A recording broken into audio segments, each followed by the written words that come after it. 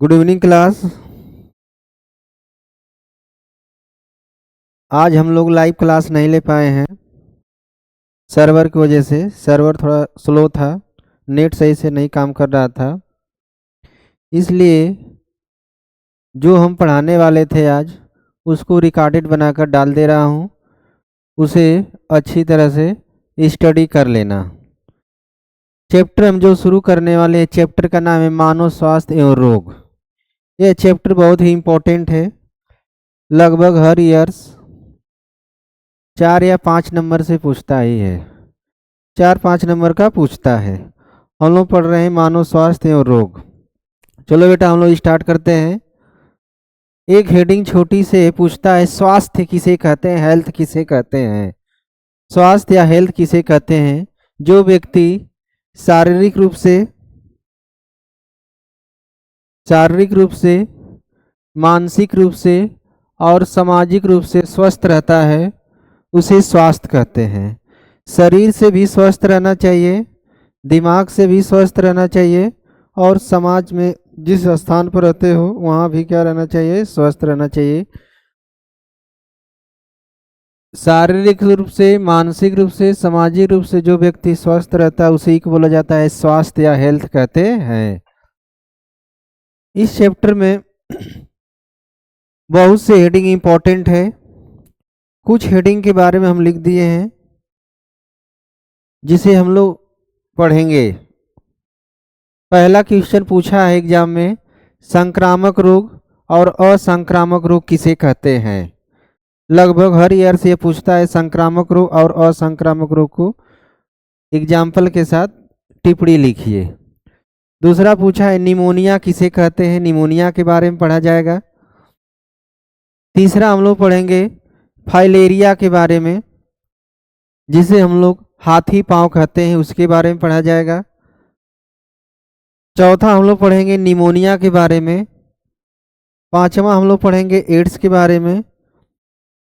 छठवां हम लोग पढ़ेंगे दांत के बारे में। दांत के बारे में रिंग वार्म, दांत को ही बोला जाता है रिंग वार्म, रिंग वार्म या दांत के बारे में हम लोग पढ़ेंगे। चलो बेटा हम लोग पहले स्टार्ट कर रहे हैं। संक्रामक रोग और असंक्रामक रोग किसे कहते हैं। हम लोग संक्रामक रोग और असंक्रामक रोग किसे कहते हैं उसे हम लोग पढ़े। संक्रामक रोग उसे कहते हैं वे रोग जो एक व्यक्ति से दूसरे व्यक्ति में फैल जाता है। एक व्यक्ति से जो दूसरे व्यक्ति में फैल जाता है उसे संक्रामक रोग कहते हैं। उसे क्या कहते हैं, संक्रामक रोग कहते हैं। कोई भी व्यक्ति, एक व्यक्ति को रोग हुआ है और वही रोग दूसरे व्यक्ति को हो जा रहा है सेम टू सेम, उसी रोग को बोला जाता है संक्रामक रोग। संक्रामक रोग कौन कौन से हैं उसको देख लिया जाए। एग्जाम्पल पूछता है डेंगू, हैजा, मलेरिया, हेपेटाइटिस, कोविड-19, टीबी और एड्स। ये जितने सब दिए हैं एग्जाम्पल, यह संक्रामक का है। यह रोग जो होता है एक व्यक्ति से दूसरे व्यक्ति में फैल जाता है। एक व्यक्ति से दूसरे व्यक्ति में क्या हो जाता है, फैल जाता है। संक्रामक रोग का परिभाषा ही होता है जो एक व्यक्ति से दूसरे व्यक्ति में क्या हो जाता है, फैल जाता है या चला जाता है, उसे रोग को बोला जाता है संक्रामक रोग कहते हैं। दूसरा रोग पूछता है, उसी का अपोजिट होता है असंक्रामक रोग। वे रोग जो एक व्यक्ति से दूसरे व्यक्ति में न जाता हो या न फैलता हो, ऐसे रोग को बोला जाता है असंक्रामक रोग। इसका एग्जाम्पल देख लिया जाए। मधुमेह, कैंसर, हृदय रोग और अल्जाइमर। अल्जाइमर, रतौंधी, अल्जाइमर और रतौंधी। असंक्रामक रोग में कौन कौन से रोग होते हैं। मधुमेह होता है, डायबिटीज जिसे शुगर कहते हैं। कैंसर होता है, हृदय रोग होता है, अल्जाइमर और रतौंधी रोग होता है। ये सब कौन से रोग हैं, असंक्रामक रोग है। हम इसे एग्जाम्पल के माध्यम से आप लोगों को समझा दे रहे हैं जिसे आप लोग समझ जाइए। जैसे देख लीजिए, मैं दो व्यक्ति का फिगर बना दे रहा हूँ। जैसे मान लीजिए यह एक व्यक्ति है, दूसरा यह व्यक्ति है, दूसरा यह क्या है, व्यक्ति है। मान लीजिए यह मेल है और यह क्या है, फीमेल। मेल है और क्या है, फीमेल।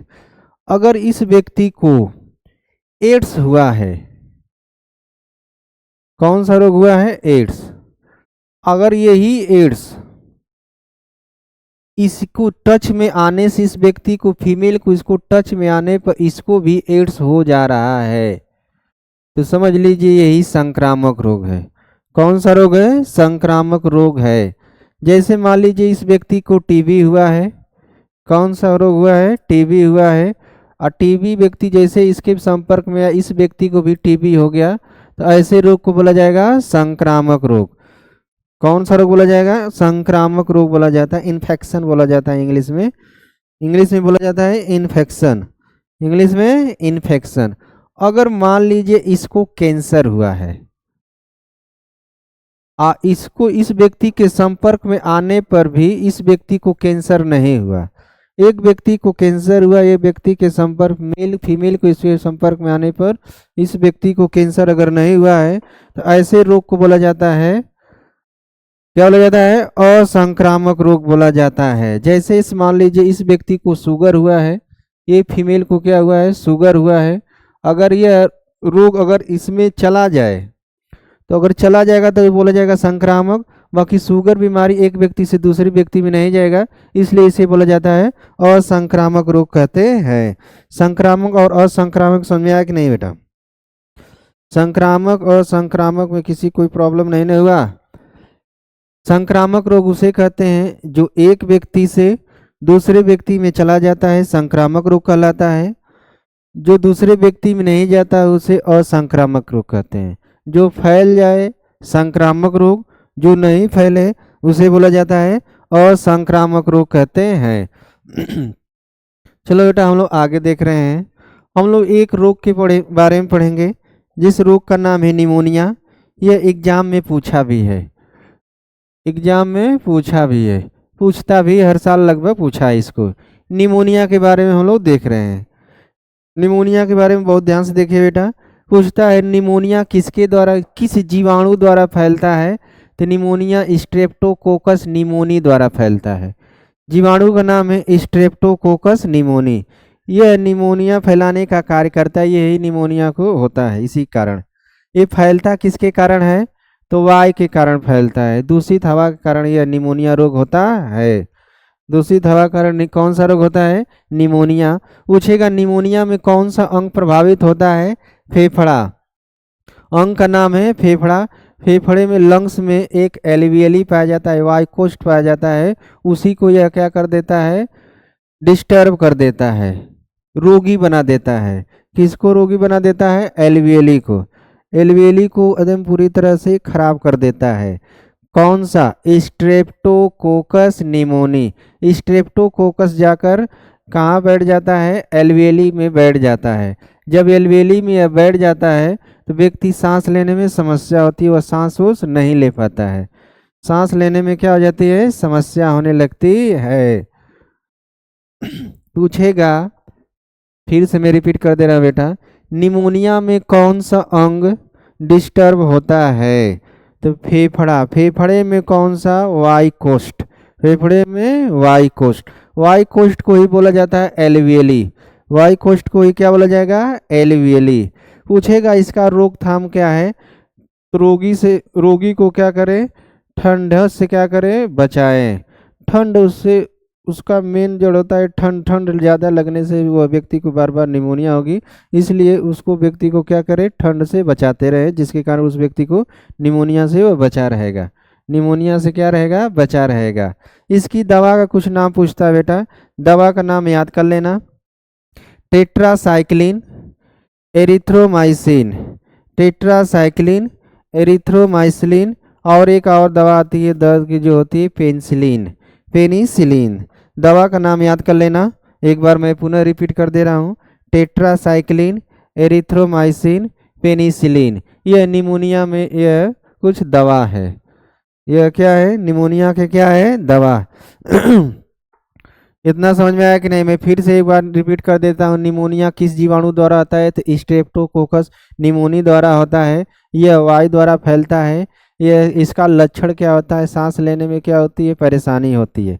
सांस लेने में क्या होती है? परेशानी होती है।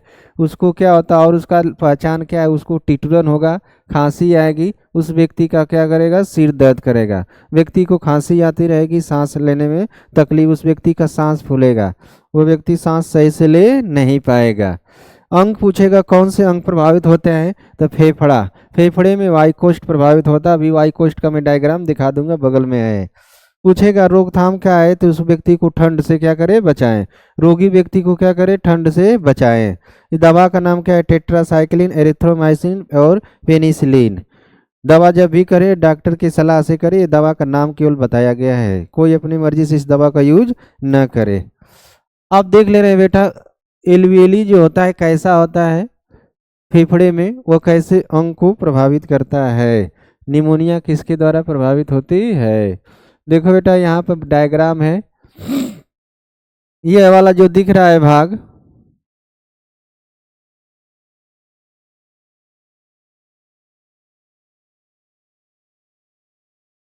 देखो बेटा इधर, यही है एलवीएली। ये लंग्स है। क्या है? लंग्स। लंग्स में एक एलवीएली को निकालकर दर्शाया गया है। ध्यान से देखिए, यह जो एलवीएली है इसी में आकर जो ऑक्सीजन रहता है स्टोर रहता है। इसी में ऑक्सीजन क्या रहता है? स्टोर रहता है। पूछेगा ऑक्सीजन कहाँ स्टोर रहता है? तो एलवीएली में। हम लोग जो सांस लेते हैं यही एलवीएली में जाकर स्टोर हो जाता है। जब व्यक्ति को निमोनिया हो जाएगा तो उसके जो जीवाणु आकर यह बैठ जाएंगे। देखो ये पूरी तरह से बैठ गए, और जब यह बैठ जाएंगे तो इसमें स्टोर नहीं हो पाएगा। ऑक्सीजन जब नहीं स्टोर हो पाता है तो व्यक्ति सांस नहीं ले पाता है। व्यक्ति क्या नहीं ले पाता है? सांस नहीं ले पाता है। फिगर दिखाई दे रहा है कि नहीं बेटा? फिगर दिखाई दे रहा है कि नहीं? किसी कोई प्रॉब्लम है तो बोलिए। फिगर दिखाई दे रहा है ना? देखिए यही है लंग्स। ये वाला जो दिख रहा है ये लंग्स है। लंग्स में से एलवेली को दर्शाया गया है, वायुकोष्ठ को दर्शाया गया है। यह वायुकोष्ठ जो होता है इसी में ऑक्सीजन आकर स्टोर रहता है, जिसे हम लोग सांस लेते हैं आराम से बढ़िया से। माइटोकॉन्ड्रिया के पास जाता है, वह ऊर्जा बनाने का कार्य करता है। और जो यह देखो यह एलवेली जो है पूरी तरह से खराब हो गई है स्ट्रेप्टोकोकस के कारण। यह जो पूरा तरह से बैठा है यह जीवाणु है, इसका नाम है स्ट्रेप्टोकोकस। क्या नाम है? स्ट्रेप्टोकोकस। सांस लेने में बहुत सारी समस्याएं, जब यह बैठ जाएगा तो इसमें ऑक्सीजन स्टोर नहीं हो पाता है, व्यक्ति सांस नहीं ले पाता है। किसी कोई प्रॉब्लम है तो बताइए। चलिए बेटा हम लोग देख रहे हैं नेक्स्ट डिजीज। नेक्स्ट डिजीज हम लोग देखेंगे, दूसरी डिजीज हम लोग देखेंगे हाथी पांव। किसके बारे में पढ़ेंगे? हाथी पांव के बारे में देखें। हाथी पांव से कौन कौन से क्वेश्चन पूछता है, इसे भी पूछा है, कई बार पूछ चुका है, हो सकता है कि इस बार भी पूछ दे। हम लोग पढ़ेंगे हाथी पांव। हाथी पांव को ही हम लोग बोलते हैं फाइलेरिया। हाथी पांव को ही बोलते हैं, क्या बोलते हैं? फाइलेरिया बोलते हैं। चलो बेटा हम लोग देखें, हाथी पांव में धागे जैसे परजीवी कृमि जो होती है कारण होता है। धागे जैसे परजीवी कृमि के कारण यह रोग होता है। मैं परजीवी का डायग्राम अभी दिखा दूंगा। पूछेगा किस मच्छर के काटने से फाइलेरिया नामक बीमारी होता है? तो क्यूलेक्स मच्छर काटने से। मच्छर का नाम है क्यूलेक्स। क्यूलेक्स मच्छर काटने से कौन सी बीमारी होती है? फाइलेरिया नामक बीमारी होती है। यह एक व्यक्ति से दूसरे व्यक्ति में भी फैला सकता है। एक व्यक्ति से दूसरे व्यक्ति में क्या कर सकता है? फैला सकता है। पूछेगा किस परजीवी के कारण होता है? कौन सा परजीवी जो होता है वह शरीर के अंदर चला जाता है तो बीमारी होती है फाइलेरिया। परजीवी का नाम है बेटा बुचेरिया ब्रेनक्राफ्टी। बुचेरिया ब्रेनक्राफ्टी परजीवी का नाम है बुचेरिया ब्रेनक्राफ्टी। देखो ये कैसे हमारे शरीर में प्रवेश करता है, इसे बता दे रहा हूँ। जैसे बेटा ध्यान दीजिए, जैसे कोई मच्छर आ गया काट लेगा, काट लेने के बाद उसके ऊपर यह परजीवी बैठा रहता है। जैसे मच्छर काटता है तो थोड़ा सा उसमें होल हो जाता है और परजीवी तुरंत उसके शरीर के अंदर चला जाता है। परजीवी उसके शरीर के क्या हो जाता है, अंदर चला जाता है। एक दिन 2 दिन के बाद वो अपनी संख्या को धीरे धीरे धीरे धीरे वो क्या करने लगता है, बढ़ाने लगता है। इतना बढ़ा देगा कि फिर वो अपने भोजन के लिए वह मांस को क्या करने लगते हैं, खाने लगते हैं। जब वो मांस को धीरे धीरे वह क्या करने लगते हैं, खाने लगते हैं, जिसके कारण पैर क्या होने लगता है, मोटे होने लगता है। पैर क्या होने लगता है, मोटे होने लगता है। तो परजीवी का नाम है बुचेरिया ब्रेन क्राफ्टी। बुचेरिया brain crafty. इसको ले जाएगा कौन एक स्थान से दूसरे स्थान पर, तो ये मच्छर के शरीर पर बैठे रहते हैं। मच्छर का नाम है क्यूलेक्स मच्छर। मच्छर का नाम क्या है, क्यूलेक्स मच्छर। क्यूलेक्स मच्छर के कार्य ये उसका वाहक का कार्य करता है। एग्जाम में पूछता है किस मच्छर के कारण द्वारा किस कारण होता है, तो मच्छर का नाम है क्यूलेक्स मच्छर। परजीवी का नाम है बुचेरिया ब्रेन क्राफ्टी। बुचेरिया brain crafty. आगे देखो बेटा, पूछता है वाहक कौन करता है, तो मच्छर बता दिया हूँ। पूछेगा शरीर में जाकर किस अंग को डिस्टर्ब करता है, लसिका। लसिका वाहिनियों को यह क्या करता है, डिस्टर्ब करता है। लसिका वाहिनियों को क्या कर देता है, डिस्टर्ब। लसिका वाहिनियों को पूरी तरह से ब्लॉक कर देगा। लसिका वाहिनियों को क्या कर देगा, ब्लॉक कर देता है। लसिका को ही बोला जाता है लिम्फ। लसिका को बोला जाएगा लिम्फ। पूछता है किस अंग में सबसे ज़्यादा जो होता है फाइलेरिया होता है, तो सबसे ज़्यादा होता है पाँव में, पैर में होते हैं। फाइलेरिया अधिक मात्रा में कहाँ देखा जाता है, तो पैर में होता है। फाइलेरिया कहाँ होगा, पैर में होता है। आगे देखिए बेटा, इसका कुछ उपचार है, कुछ दवा है। आर्सेनिक है, हेट्राजानक है, बेनोसाइडस। बचाव क्या है इसका, मच्छर से बचे। मच्छर से क्या हो, बचे। सोते समय मच्छरदानी का उपयोग करना चाहिए। अधिक से अधिक जो बीमारियां एक व्यक्ति को फैलता है वह मच्छर और मक्खियों द्वारा ही फैलता है। मच्छर और मक्खियों द्वारा ही क्या होता है, फैलता है। मच्छर और मक्खियों से क्या रहे, सेफ रहे, सुरक्षित रहे। इसमें किसी कोई प्रॉब्लम है तो बोलिए। चलिए बेटा, हम लोग देख ले रहे हैं इसका डायग्राम। इसका क्या देख ले, डायग्राम। चलो बेटा, ये है उसका डायग्राम। फाइलेरिया का क्या है, डायग्राम। ये किसका डायग्राम है, फाइलेरिया का। देखो बेटा, यही है फाइलेरिया। पैर में होता है, पैर को क्या कर देता है, मोटा कर देता है। पैर को क्या कर देता है, मोटा कर देता है। समझ में आया कि नहीं। देखो, यही है कृमि, परजीवी यही है। यह परजीवी है जो शरीर के अंदर चल जाने के बाद ये अपनी संख्या को क्या करने लगता है, बढ़ाने लगता है। परजीवी जल्दी ये मरते नहीं हैं। फाइलेरिया हो जाने एक बार जल्दी ठीक होते नहीं है। यह देखो, इसके पैर में हो गया है फाइलेरिया। ये इसका सामान्य रोग है। यह उसका क्या है, इफेक्ट है, रोग से ग्रसित रोग पैर है। रोग से यह क्या है, ग्रसित पैर है। इसको यह क्या हो चुका है, इस व्यक्ति को क्या हो चुका है, फाइलेरिया हो चुका है। कौन सी बीमारी हो चुका है, फाइलेरिया हो चुका है। किसी को कोई प्रॉब्लम है तो बोलिए बेटा। इसमें किसी को कोई प्रॉब्लम है तो बोलिए। चलो बेटा, आज के लिए इतना ही। कल हम लोग लाइव पढ़ेंगे आगे की बीमारी में, जो भी बीमारी है। यह चैप्टर से लगभग बता चुका हूँ। 4 से 5 नंबर का क्वेश्चन पूछता है। बहुत ही इंपॉर्टेंट चैप्टर है डिजीज। इसको तुम लोग बढ़िया से याद कर लेना। कल हम लोग मिलेंगे उसी टाइम पर जिस टाइम पे बताया गया है। लाइव पढ़ा जाएगा। ओके बेटा, गुड नाइट, गुड बॉय।